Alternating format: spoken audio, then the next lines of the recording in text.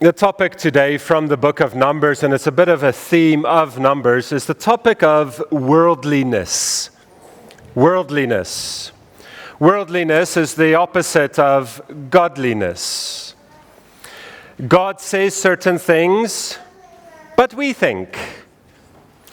God commands us certain things, but we proceed differently. God gives us His way to live, and we come up with alternative options.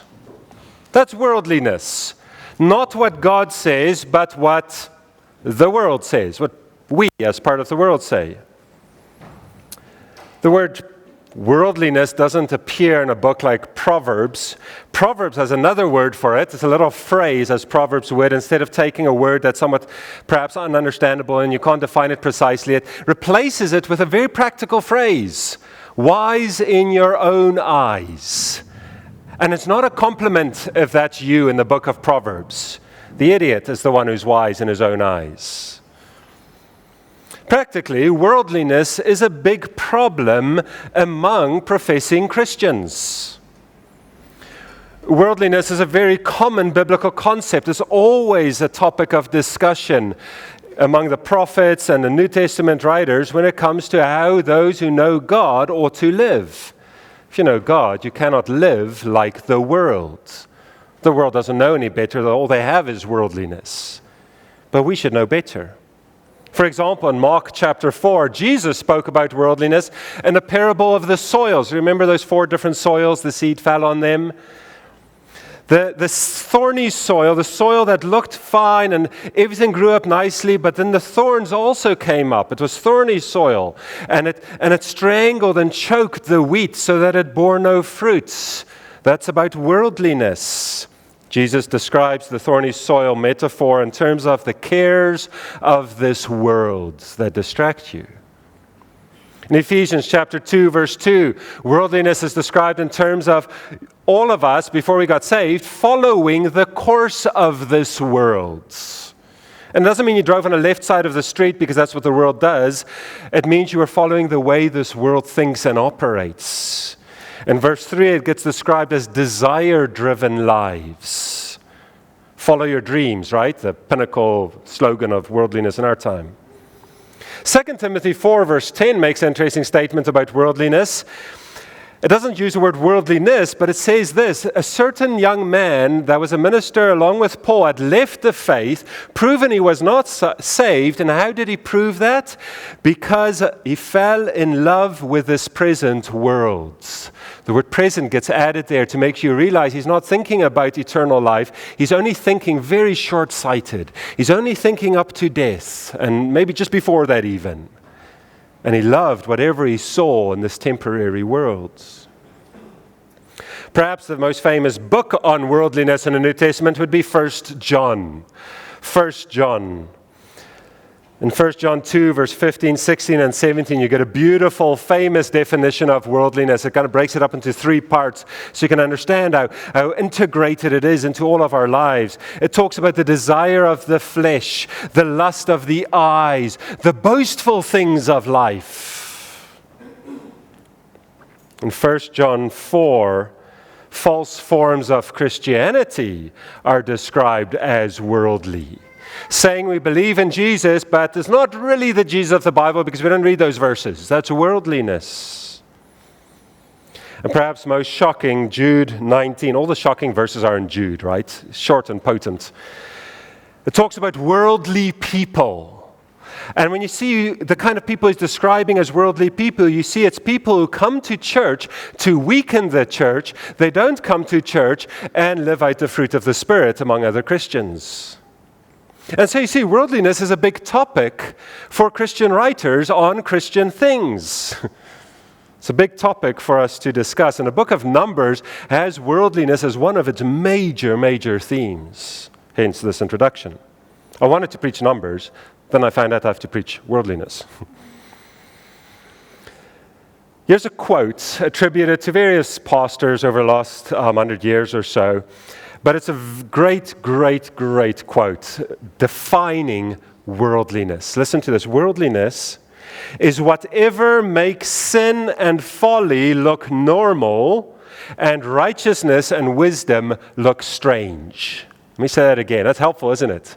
Worldliness is whatever makes sin and folly look normal, and righteousness and wisdom look strange. One of you, we were chatting this morning, is like, I don't think we're too weird. And it's like, yes, we are actually weird in the world's eyes, because to do the right thing is strange. The world scoffs at it many times. But if you want the word for worldliness that you find in the book of Numbers, you realize it's actually an incredibly serious issue. It's not just let's talk about it and not do it again. It's a serious, serious issue. The most closely associated term with this special term in Numbers, the term that always goes with it is many died. Many died. Every time there's many who died because of it. It's the word rebellion. Yeah, that's a harsh word, isn't it? Rebellion. You know the truth, you prove it, you've said you're going to be loyal to the truth, and then you rebelled and you kicked against everything that it is. Not out of ignorance, not because you don't know better, but because you know it and you don't like it. The book of Numbers starts at Mount Sinai still. They're still at Mount Sinai. So half of Exodus, all of Leviticus, and half of Numbers is at Mount Sinai, those 11 months that they spent there, almost a year. The Israelites had seen the 10 plagues on Egypt. Then they crossed the Red Sea and witnessed that most famous act of God's power ever recorded in history. Then they had a number of desert traveling miracles already. Most of them didn't just happen in the 40 years that are still to come. It was in those first few months, the trek to Sinai, they already got miraculous water and food. They got to Mount Sinai and heard God speak from the mountain, and the real God really speaking. Okay, not modern days, I heard God speak and it didn't change me at all. The real thing, the mountain shook. They put a fence around the mountain so that whoever touches the mountain won't die because God's there. They were so terrified by coming to face with this God who had rescued them that they said, Moses, why don't you go? We'll stay and we'll just listen to whatever you tell us to do. Very wise for a sinful group of people. When they saw God's self-revelation in the most profound way, it's not just like listening to a sermon, okay? It's like listening to the original giving of it. They went their own way. Instead of doing what God said, they went their own way. When God said no, they complained. When God said yes, then they feared. When God said go, they found an alternative. When God said rest, they worked. Remember that one? When God said obey, they compromised and met halfway. Worldliness. Just looking at what God says, evaluating it in your own worldly mind and saying, I'm not so sure it's the right thing to do in this particular case, but I can do something else that's pretty good. Just ordinary worldliness. And yet, the term that Moses and Joshua actually keeps using that term, the terms they use is the word rebellion. Because from an outsider perspective, outside you and your little worldly perspective, an outsider perspective, this is rebellion. It is a creature saying to the Creator, I don't like what you're doing. But from an insider perspective, as you read the stories that we'll look at, the 3 famous stories in Numbers, you'll see it was just ordinary, routine, common to each day kind of behavior and decisions and thinking. Even somewhat respected at times. They even got a little bit of a gathering at times because people respected that they thought so worldly. So worldliness is thinking and deciding and speaking and behaving just like the world in the most ordinary of things. Rebellion might make you think of a planned protest. Worldliness is more just ordinary stuff, but it's actually the same thing. Numbers offers us God's perspective on worldliness. We start in Numbers chapter 1, verse 1. The Lord spoke to Moses in the wilderness of Sinai, so they're still at Mount Sinai there. In the tent of meeting, remember, end of Exodus, they got instructions on how to build the tabernacle, so it's built now. And the first day of the second month in the second year, after they had come out of the land of Egypt, saying, take a census of all the people. So we know we're still at Mount Sinai, the most amazing self-revelation of God to man that man would ever experience. They arrived at Mount Sinai, by the way, in Exodus chapter 19. So like I said, Exodus, half of Exodus, all of Leviticus, and up to about Numbers 10 is all at Mount Sinai. 11 months spread over these 3 books. In Numbers 10, turn there, they finally leave Sinai for a relatively short trip to the Promised Land. It wasn't supposed to take 40 years. It would just take a couple months. They're going to enter the southern part of the Promised Land to conquer it from the bottom up. And so it's the closest point to where they are already in Numbers 10, verse 11. In the second year, in the second month, on the 20th day of the month, the cloud lifted from over the tabernacle of the testimony, and the people of Israel set out by stages from the wilderness of Sinai, and the cloud settled down in the wilderness of Paran. They set out for the first time at the commandment of the Lord by Moses. They're God's nation now. They're going to get the Promised Land soon. In chapter 13, just 3 chapters later, they arrive at the Promised Land, the southern tip of the Promised Land, Kadesh Barnea. And you expect chapter 13 to end with, they conquered the Promised Land, as God had promised. And you get the book of Judges, right? Joshua, not Judges. The book of Joshua, where Joshua kind of helps them conquer the land, except it's still Moses, because he's obviously hasn't sinned against God in that big, profound event yet. So Moses is going to lead the conquests. The book of Numbers 13 is going to end, and then maybe we'll still have Deuteronomy because Moses likes preaching, and then Joshua will probably be called Moses because Moses helps them conquer the land. That's what you expect from all the promises all the way back to Abraham. But in chapter 14, Israel rebels. And from chapters 15 to 19, you get the consequences of that rebellion. 40 years of wandering somewhat aimlessly in the desert. Not because you have to get to a particular destination, you're going to end up back at the Promised Land after the 40 years, but simply because you have to walk around long enough so that the entire generation who rebelled against God dies. For mostly of natural causes even. And so chapters 15, 16, 17, 18, and 19, 5 chapters covers the 40 years in the desert. The 40 years in the desert. And then chapters 20 to 25, they kind of go up the east side of the Promised Land. This is 40 years later now, to enter from the side. And in chapter 26, you get a census, the same as the one in chapter 1, of the new generation to see how many people there actually are. And the rest of the book of Numbers, all the way to chapter 36, is Moses preaching to the new generation, laying some of the laws before them again that they need to know before they cross over. Kind of this last little preparation before his final set of sermons in Deuteronomy. And so the book of Numbers is actually a very strange book in the Old Testament. Its first half, or first third, is part of the 11 months at Mount Sinai. It's an incredibly vast amount of biblical space given to a very short amount of time.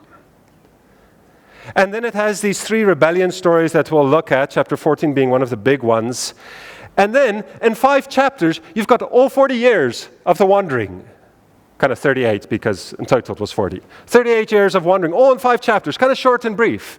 And then you get back to kind of a long, it reads a bit like Exodus. You've got a lot of laws and things like that. It's a very strangely put together book.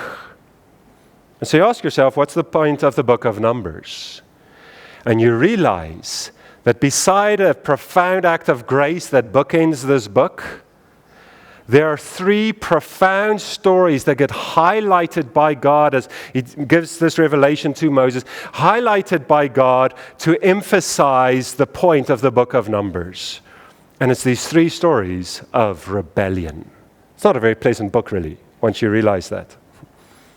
What is the point of the strange slowing down and then speeding up of the account? It's these 3 big stories. I believe Moses used Numbers a little bit like your dad used the side of the road at a long trip on holidays. Okay, you've been fighting in the car for the past 11 months. For the next 40 years, you will still be fighting. And so Dad pulls over just to give you the quick, much-deserved punishment you need. And he takes a moment to remind you of all the grace you've already been receiving. Okay, he bought you some Cokes along the way and things like that. And then kind of it gives you some instruction to hopefully make that you don't fight for the rest of the trip. Okay, it's that kind of quickly pull over, deal with the rebellion, and express again the love and the grace, and then continue the trip. I feel Numbers is a bit like that. In Deuteronomy, your dad gives you the long speech of reminding you to do what is right. It's kind of that long lecture, either before or after the trip. But Numbers is just hitting on the brakes. I don't know if you had that as a kid too. As soon as the brakes get hit, everybody's quiet in the car. Okay, it could have been for a bunny on the road even, but if he hits the brakes, it pulls over, you know you're in trouble. But he deals with it quickly, very effectively, and there's a bit of peace again as you keep traveling. That's the book of Numbers. Stories of rebellion. Explained, dealt with very quickly, very severely, evidence of grace given, and then you can continue. And so the dominant theme of the stories of Numbers is the issue of rebellion or worldliness. But the point of actual Numbers in the book of Numbers, where it gets its name from, is actually the point of grace. The Numbers actually prove a very different side to God's dealing with Israel. And so by way of outline, we have 3 stories of rebellion and then one profound, somewhat surprising evidence of grace. The first story of rebellion is in chapter 11. Turn to chapter 11, Numbers chapter 11. They've just left Mount Sinai. I call this rebellion the rebellion of saying disobedience is sometimes understandable. And I use the word understandable. Okay, because if I have a headache and I get angry at you, the anger is still sin, but I'm like, you need to understand I've got a headache. And we all understand, don't we? It's understandable from a worldly point of view. Because from an objective point of view, it's not understandable at all. Not understandable at all. Let's see how this rebellion story emphasizes that. Chapter 11, verse 1. All the people complained in the hearing of the Lord about their misfortunes. That's how chapter 11 begins. These unmentioned misfortunes were perhaps very similar to some of the trials God had already delivered them from, hunger and thirst, kind of upset with the boring routine of desert life. They're getting close to the promised land, though. There should be excitement. They know God is with them. They met him at Sinai. The promised land is just ahead of them, but they grumble because of their unmentioned misfortunes. Just ordinary life stuff. Results? When the Lord heard it, his anger was kindled, and the fire of the Lord burned among them and consumed some outlying parts of the camp. Then the people cried out to Moses, and Moses prayed to the Lord, and the fire died down. So the name of the place was called Taberah, because the fire of the Lord burned among them. Gotta love it when you read Numbers, and it's kind of slow pace, and all of a sudden there's like in 3 verses this entire event takes place. And it's a dramatic event. It surprises you, like 2 phrases in already. The result is many died. God sent fire and destroyed some of them. No, the story continues, sadly, verse 4. Now the rabble that was among them, we still have to make sense of the story, obviously. Why would God do that? Why would they do that? Now the rabble that was among them, the rabble probably refers to some foreigners who had joined Israel because of the beauty of their law and things like that. Now the rabble that was among them had a strong craving. And the people of Israel also wept again and said, "Oh, that we had meat to eat. We remember the fish we ate in Egypt that cost nothing. The cucumbers, the melons, the leeks, the onions, and the garlic." Okay, we've got a good potjie going here. "But now our strength is dried up, and there is nothing at all but this manna to look at." Do you see the desire focus that God has Moses record for you? He says, Moses, I want you to understand why this happened. They had a strong craving. They had a desire. And their desire drove them instead of obedience driving them. God had dealt with their complaining many times. Okay, it was no secret that that was a sin. And God had given them the manna. Well, Moses replies finally in verse 10. Moses said to the Lord, "Why have you dealt ill with your servant?" Now Moses is complaining about having to deal with complaining people. You feel like that sometimes, don't you?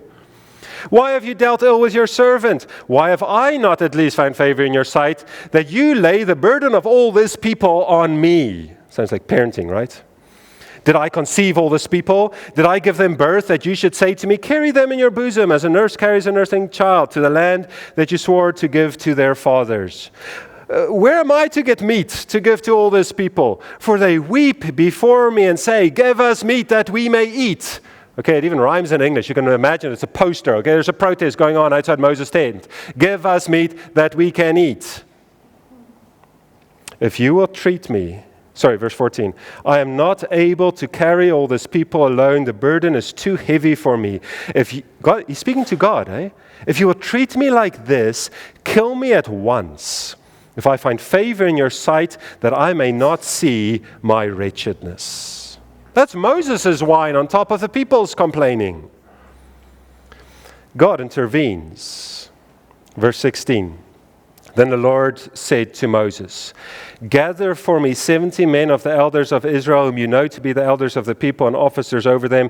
Bring them to the tent of meeting and let them take their stand there with you." It sounds a bit like a threat, right? Should be. Verse 17, "And I will come down and I will talk with you there. And I will take some of the Spirit that is on you and put it on them. And they shall bear the burden of the people with you, so that you may not bear it yourself alone." Talk about grace, right?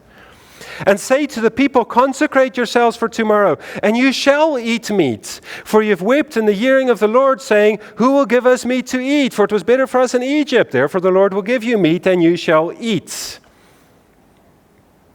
You shall not eat just 1 day, or 2 days, or 5 days, or 10 days, or 20 days, but a whole month, until it comes out of your nostrils and becomes so loathsome to you, because you have rejected the Lord who is among you, and have wept before him, saying, Why did we come out of Egypt?'" Again, sudden change in the story. You thought this was God being extraordinary, unexpectedly gracious to them, and he is, in a sense, giving them their strong craving, but something serious is wrong in this story, and God is going to expose it to them so he can put an end to it. The big issue is not the meat or the manna, it's not Egypt or the leeks or Mount Sinai. The big issue is God is dealing with them and they don't like it. They have rejected me, he says in verse 20. You've rejected Yahweh who is among you. God has done everything for you. He has a wonderful plan for your life. You look at it and say, I'm not so sure about that anymore. And I know he told us not to complain, and I know he told us a bunch of other things, but we think that disobedience in this case is actually very understandable. And they'd all cried, okay, as soon as you throw leeks and garlic in, who's not going to understand it? Verse 21, "But Moses said, the people among whom I am number 600,000 on foot, and you have said, I will give them meat that they may eat a whole month? Shall flocks and herds be slaughtered for them and be enough for them? Or shall all the fish of the sea be gathered together for them and be enough for them?" And the Lord said to Moses, "Is the Lord's hand shortened? Now you shall see whether my word will come true for you or not." Moses, very worldly moment here, thinking about it, saying, if I have to feed 600,000 men and their families, we better drain the Mediterranean, bring all the fish, and it still won't be enough for all months. The result of all this whining and complaining is given to us at the end of the story, verse 31. "Then a wind from the Lord sprang up, and it brought quail from the sea. Let them fall beside the camp," for convenience, obviously, "about a day's journey on this side and a day's journey on the other side, and around the camp, and about 2 cubits above the ground," like a meter deep. "And the people rose all that day and all night and all the next day and gathered the quail. Those who gathered least gathered 10 homers, and they spread them out for themselves all around the camp." They're making biltong. while the meat was yet between their teeth, before it was consumed, the anger of the Lord was kindled against the people, and the Lord struck down the people with a very great plague. Therefore, the name of that place was called Kibroth Hattaavah, because there they buried the people who had the craving. From Kibroth Hattaavah, the people journeyed to Hazeroth, and they remained at Hazeroth. Finally, we get the objective perspective of the entire story. It is evil. It is ununderstandable to have a desire-driven life that overrides what God has said. It makes no sense. Oh, it made lots of sense to the rabble, made lots of sense to people complaining in the first few verses. It made a lot of sense to Moses to complain about what God has said. God said you will have meat, but how can it happen? I can't even conceive of how it can possibly happen. And then God says, let me show you what's really going on here. You want to understand your food situation? Let me show it to you. Your food situation is perfectly under my control. I've been giving you manna all along. I can make quail come from the sea if I want, to a meter deep for you. But what you don't understand is that the food is exposing in your heart a desire that overrides what I have said. You think that sometimes disobedience to God is understandable, at least for nice sins, right? The respectable ones. Okay, murder is always wrong. We understand that one. But complaining about this year, about my life. God said, don't complain and everything give thanks. We know that. But it's understandable that we complain, isn't it? We live in a terrible world. God says it's not understandable at all. Why on earth would you complain when something doesn't go your way? Just because you had a desire doesn't mean it's the right desire. And even if it's the right desire, you can't sin to get it. That makes no sense. Do you see how worldly our thinking sometimes is? We're so quick to say certain forms of disobedience are understandable. And in a worldly sense, they certainly are. Okay, we have empathy for each other because of it. But we have to at least have the common sense to look at it objectively and say, disobedience is never, ever, ever understandable. It goes contrary to logic. Normal, respectable sins that are very common and understandable in a worldly sense are still horrifically evil. Those with this craving, it makes it very clear at the end, the people who had the craving were the ones who died. Many died because they say disobedience is understandable in this instance at least for me, in my case, it's understandable. Those people died. All sin is not understandable. We have to understand that at least. No matter how much we would say things like, "Oh, I understand why you did that. You're not feeling well. We understand that." We should actually not be using the word understanding. I'm empathetic because you're feeling bad, but sin is never understandable. You might well understand why a woman commits adultery if she's in a lonely marriage and she has this harsh, terrible husband, but it's really not understandable at all. Pick your big sins, your little sins. Disobedience is never understandable. It defies logic. But worldliness says, when it comes to the ordinary routine things of life, like food, you want a balanced meal, things like that, then it's okay to complain. And complaining obviously isn't that bad a sin. Numbers 11 begs to differ. 2 chapters later, there's a second rebellion, perhaps the most famous in Israel's stories here in Numbers. This rebellion is a little bit different. It doesn't say disobedience is understandable. It says obedience isn't always the best thing to do. It's not always the wise thing to do. And in Afrikaans, we have a saying that says, you are te. You're just too much. And the world says that to Christians. We had that in our young adults group growing up, where people would come and say, you guys are te. You're just too much. You take obedience too seriously. And then you start businesses, and they're like, we don't have to declare all the tax. You're like, no, we have to, every little cent. And they're like, no, you're too obedient. Obedience isn't always wise. You won't get ahead in life if your tender is open and honest. Okay, you have to be deceptive, and there are schemes around things, and that's why we've got a whole legal department. And obedience is not always wise is a hallmark of worldliness, the way the world would think. In other terms, it is basically, I have a better plan for my life than God does, at least in this one instance.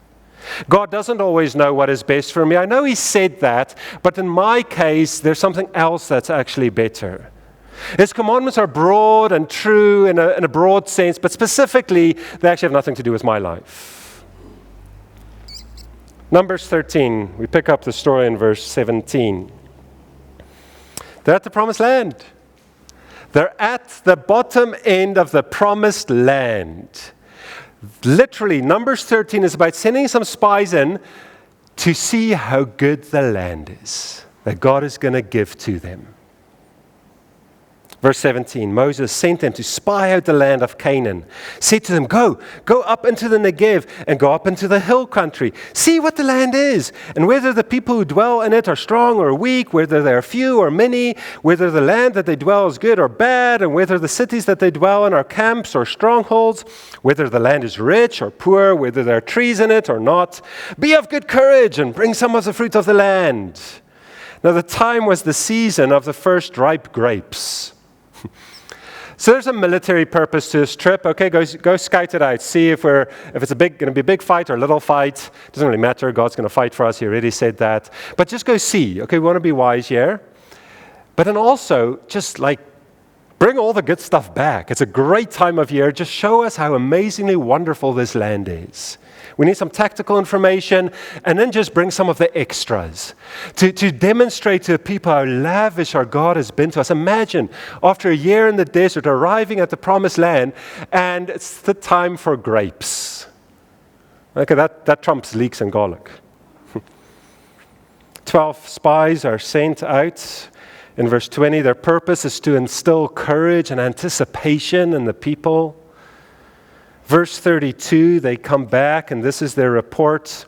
So they brought to the people of Israel a bad report of the land that they had spied out, saying, like, why on earth is it bad? The land through which we have gone to spy it out is a land that devours its inhabitants, and all the people that we saw in it are of great height. There are scary people. Forget the grapes that we brought back to you, which they did too. You could read that a bit earlier. There are lots of wonderful things, but forget it all. If you go into this land, it kills you. Have you seen the size of the people? Well, in chapter 14, the people of Israel respond to their reports. Then all the congregation raised a loud cry, and the people wept that night. And all the people of Israel grumbled against Moses and Aaron, saying, the whole congregation said to them, would that we have died in the land of Egypt, or would that we have died in this wilderness. Why is the Lord bringing us into this land to fall by the sword? Our wives and our little ones will become a prey. Would it not be better for us to go back to Egypt? They look at it and say, I know the Lord said it's a land flowing with milk and honey. I know the Lord said He's going to fight for us. I know the Lord said He's going to give us cities to dwell in so our families can be safe. But I don't believe He's going to do it for us. I don't believe it's that good, and I fear for my family's danger. And actually, slavery in Egypt was great. The problem of this response, there's lots of problems, but the main problem is exposed for us in verse 11. The Lord said to Moses, one of these key conversations in every story that just explain the point. How long will this people despise me? How long will they not believe in me, in spite of all the signs that I have done among them? A country that devours its inhabitants was literally the description of Egypt for the Israelites. And how did that go for Egypt? They despise me, they do not believe me, despite clear revelation. They know exactly who God is, they know exactly how He works, they know exactly what He requires. The result, verse 20. Then the Lord said, I have pardoned according to your word. Moses had interceded for them. But truly as I live, and as all the earth shall be filled with the glory of the Lord, none of the men who have seen my glory, that's Mount Sinai, and my signs that I did in Egypt and in the wilderness, and have yet put me to the test these 10 times, and have not obeyed my word, shall see the land that I swore to give to their fathers. It says, if you were at Mount Sinai and you saw the clearest revelation of God, and then you were a few months later fearful to enter the promised land, if you fall in that category, you won't go into the promised land. You won't get it. Verse 24. But my servant Caleb, because he had a different spirit and had followed me faithfully, I will bring into the land into which he went, and his descendants shall possess it. Now, since the Amalekites and the Canaanites dwell in the valleys, turn tomorrow and set out for the wilderness by the way of the Red Sea, back to Egypt. The Lord said to Moses and to Aaron, saying, how long shall this wicked congregation grumble against me? I have heard the grumblings of the people of Israel, which they grumble against me. Say to them, as I live, declares the Lord, what you have said in my hearing, I will do to you. Your dead bodies shall fall in the wilderness, and of your number listed in the census from 20 years old and upwards who have grumbled against me. Not one shall come into the land where I swore that I would make you dwell, except Caleb, the son of Jephunneh, and Joshua, the son of Nun.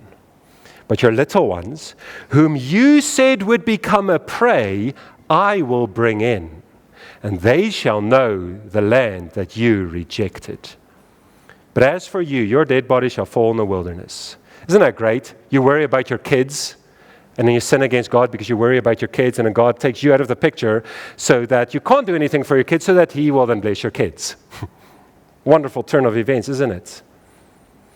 And your children shall be shepherds, verse 33, in a wilderness 40 years, and shall suffer for your faithlessness until the last of your dead bodies lies in the wilderness. According to the number of the days in which you spied at the land, 40 days, a year for each day, you shall bear your iniquity 40 years, and you shall know my displeasure. I, the Lord, have spoken. Surely this will I do to all this wicked generation who are gathered together against me. In this wilderness they shall come to a full end, and there they shall die. Appropriate punishments. God even tells you how He calculated the punishment. Perfect fairness. A year for a day. So that over the space of 40 years in total in the desert, that entire generation that was at Mount Sinai, that was counted in the first census, 20 years old and upward, will die. Except 2 individuals, Joshua and Caleb. Now the people reply to this. Moses delivers the judgment of God to the people. The people reply to the judgment. Verse 39. When Moses told these words to all the people of Israel, the people mourned greatly. And they rose early in the morning, and they went up to the heights of the hill country, saying, here we are. We will go up to the place that the Lord has promised, for we have sinned. But Moses said, why now are you transgressing the commandment of the Lord when that will not succeed? He said, you didn't like it when God said go. Now God says, don't go, turn around, have it your way. And now you say, no, we're going to actually go do the first thing He said. Do not go up, verse 42. The Lord is not among you, lest you be struck down before your enemies. For there the Amalekites and the Canaanites are facing you, and you shall fall by the sword, because you have turned back from following the Lord. The Lord will not be with you. But they presumed to go up into the heights of the hill country, although neither the ark of the covenant or the Lord nor Moses departed out of the camp. Then the Amalekites and the Canaanites who lived in the hill country came down and defeated them and pursued them even to Hormah. This is a form of worldliness that says we have a big decision to make. Are we going to conquer the land or not? We have seen some of the good things. That was amazing, thank you. But there's one fearful thing that spoils all the good. And that fearful thing has already been addressed by the Lord. We know how that's going to turn out for the Canaanites. Not very well. We have the Egypt story. God's reputation is very, very clear. But we think in this case it's maybe better not to go. Let's rather go back a little bit.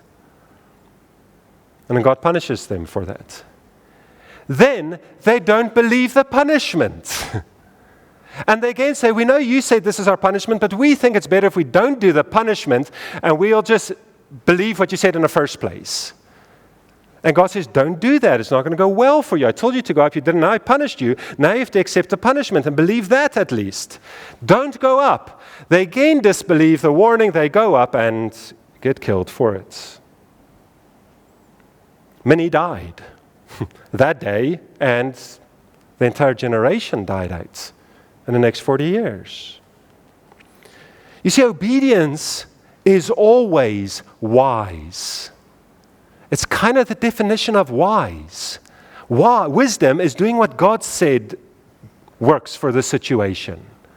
And you might not think it works, but that's because you are so naive, you're so short-sighted, you're so ignorant of how the world really works that you should just believe it. God's judgments are as sure as His commandments. So if you despise His commandments and He gives you your judgment, just keep in mind, both are still true. Believe God, believe everything He says. I told you Proverbs calls worldliness being wise in your own eyes. Here's another phrase from Proverbs, leaning on your own understanding. It's like having a kitty that you lean on. All your weight is on it, except instead of it being the word of God, it's your own understanding. You're going to fall. Proverbs 3 verse 5. Trust in the Lord with all your hearts and do not lean on your own understanding. Do not lean on your own understanding of how this world works. Trust God with all your hearts. Obedience is always, always wise. Just ask Caleb and Joshua. They made it into the promised land with their kids, not separate from their kids. But there's a third rebellious story. It's in chapter 25. We'll go through it just quickly. You can read the full story later. This is just before the census of the second generation. The 40 years are coming to an end. They've already started moving up the side of the promised land to enter from a different angle. This is many, many years later, okay, 40 years later. This rebellion is the rebellion of truth is not that important as long as we love. Have heard that before? Again, one of the big slogans of worldliness in Christian circles, sadly, too many times. What happens in chapter 25 is that they see pagan, unbelieving people who don't know the law of God, don't care about God at all, but they've got beautiful girls, beautiful daughters. And they intermarry with those daughters, and they love them. And they come to agreement and say, we don't have to be this nation that's completely separate from the world. I know God chose us to be separate and gave us a perfect law compared to the mess of the world, and everything is wonderful about us, but we don't want to be so inclusive and so exclusive of others. Their daughters are really beautiful too, and I'm sure it can't be that bad. And so they intermarry and they integrate their cultures and their worship. Because you don't want to be too exclusive now, do you? You don't want to offend people by telling them your God is an idiot. Okay, have you seen what He does to you? Look at our God, He's perfect. And so they rebelled. Sexual immorality and its false worship. Those two always go hand in hand, don't they? But from their perspective, you need to understand from their perspective, it is love is love. We just have to love. The truth is a bit divisive. Let's not emphasize that just yet. Let's just get to know them a little bit. We love them. We care for them. God, again, instant punishment of dramatic degrees. But look at verse 6. And behold, one of the people, while God is punishing them, behold, one of the people of Israel came and brought a Midianite woman to his family in the sight of Moses, in the sight of the whole congregation of the people of Israel, while they were weeping at the entrance of the tent of meeting. Half the nation have gathered together at God's temple there, the tabernacle, and are weeping because God is punishing them. They're confessing their sins, and one guy gets up and publicly commits the same sin in the sight of everyone. Then you've got Phinehas. Remember the story of Phinehas, the son of Eleazar, the son of Aaron, the priest, Aaron's grandson. He comes and he kills both of them in the act. In the act. Executing, as a priest should, the civil and religious punishment on God's people for disobedience. The story ends with two things. One is God blesses Phinehas for what he did. And then, obviously, God destroys those who have rejected him, who have said, truth is not that important. We know who God is. We know what he revealed. We're going to break at least a couple of the 10 commandments, at least, besides a lot of the others. We're not going to believe everything about what God said about us either. We're going to integrate. We're going to love other people. We're not going to care about truth too much. It's a bit offensive and divisive. And the result is, you've done exactly what the other two stories were about. You've rebelled against God. God said, life works this way. You said, I find a more loving way. There is no more loving way than what God said. Remember, in the New Testament, Jesus reveals God to us. He says stuff like, God is love. Okay, if you want to understand love, you have to understand God. That's the very definition of love. And so you cannot look at everything that God, who's perfect love, does and says and commands and explains and say, I find something more loving. There is no such thing as more loving than what God says. A compromise of faith and devotion for the sake of a love of sin and compromise of truth is not more loving. It's rebellion. And so you've got these three key narrative sections in Numbers, all of them highlighting, from the Israelites' perspective, ordinary worldliness. Okay, we just saw things kind of happened. It wasn't big decisive moments where we sin, where we obey. It was just ordinary life. But from an objective point of view, the way it's recorded for us through God's inspiration, we understand that history isn't just open to your own personal interpretation to make of it what you want. The conclusion of all those stories is the intended interpretation of the historical events is God defines faithfulness. Anything less is rebellion against him, no matter how normal it is. The subtlety of worldliness can actually be reworded, thanks to Numbers, as the disaster of rebellion. What is common to us all living in this world, inundated with a world not fully informed by God's word, is actually disastrous rebellion. It always ends with, many died. But the book of Numbers is obviously about numbers. And the census even got mentioned in some of our readings. I want you to turn to the two censuses. One is in chapter 26, so you're almost there probably. Keep a finger there and go to chapter 1. Chapter 1 and 26 mark the defining numbering of the first and second generation. Numbers 1 is the generation that went up to the promised land and then rebelled and didn't enter. Chapter 26, the second census is 40 years later. All the people counted in the first census, except for Joshua and Caleb, have died. And there's a second census. And there's a profound, amazing lesson from these numbers. It's not just because I like numbers. Chapter 1, verse 46. We'll just read the numbers, not all the tribes and how many from each tribe. All those listed were in the ESV puts it in numbers, not written out, just the digits, so that's helpful. 603,550. You try and remember that. 603,550. Chapter 26, verse 51. And in my Bible, I can even see both at the same side of it, fold the page just right. This was the list of the people of Israel after an entire generation died out. 601,730. That's not a big difference. Remember the formula that we're doing?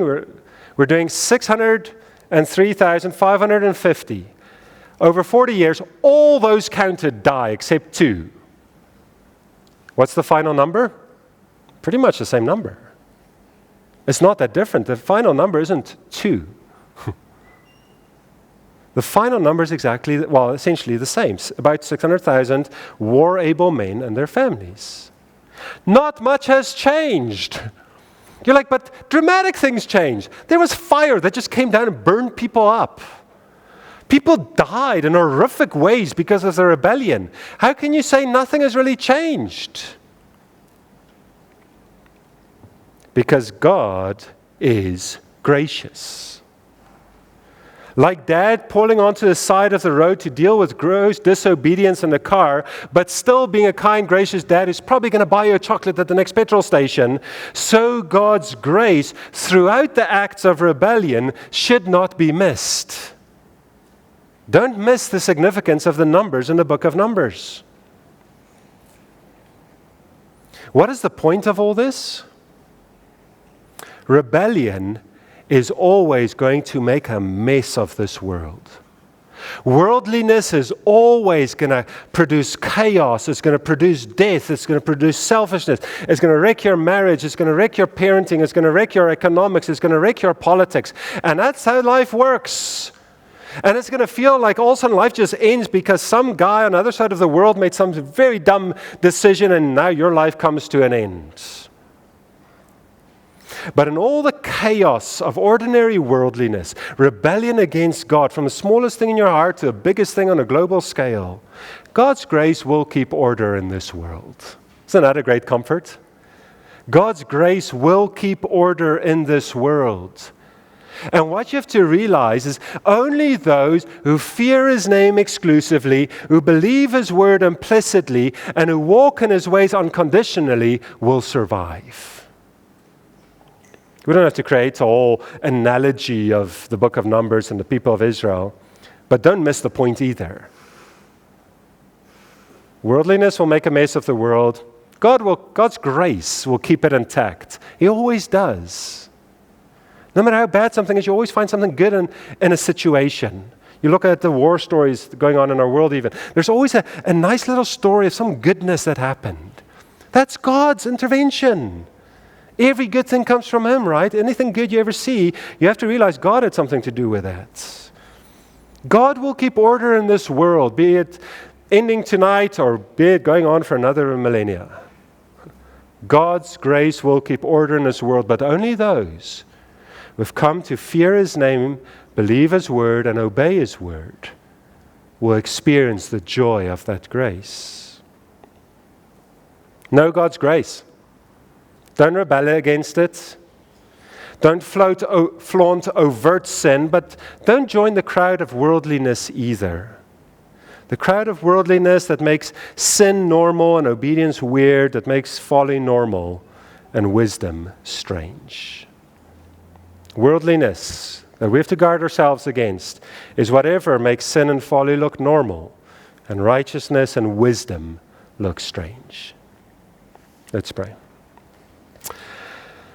Our Heavenly Father, we do thank You for these stories, not pleasant stories and not really what we expect when we come to Numbers at first.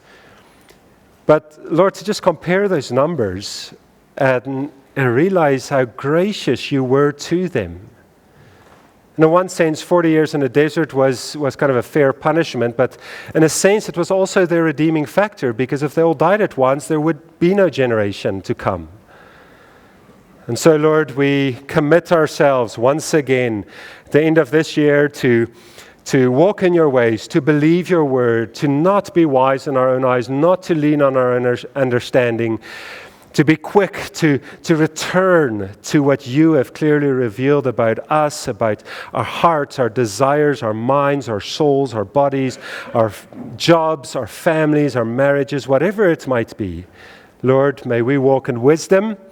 And if the world mocks us for that, Lord, may we pray for them that they do not suffer under their ways, but get liberated by coming to a knowledge of the truth. For Jesus' sake, amen.